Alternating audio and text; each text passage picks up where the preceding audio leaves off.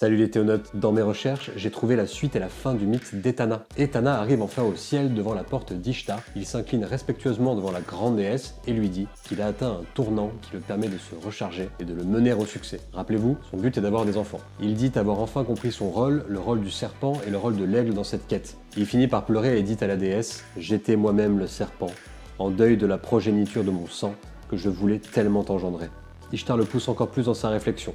Etana a compris qu'être père, le père d'une civilisation, c'était avant tout affronter ses peurs. Sa peur de ne pas engendrer était si forte qu'il ne pouvait pas briller spirituellement. Etana a compris, il dépasse sa condition. Hélas, ce n'est pas la vraie fin du mythe d'Etana. C'est une invention de l'assyriologue finnois Simo Parpola, qui s'est permis ce petit poème, dans lequel d'ailleurs il nous invite sur la fin à briser les codes. Etana explique que lorsqu'il montait au ciel et qu'il retombait sans cesse, il se sentait comme un fou.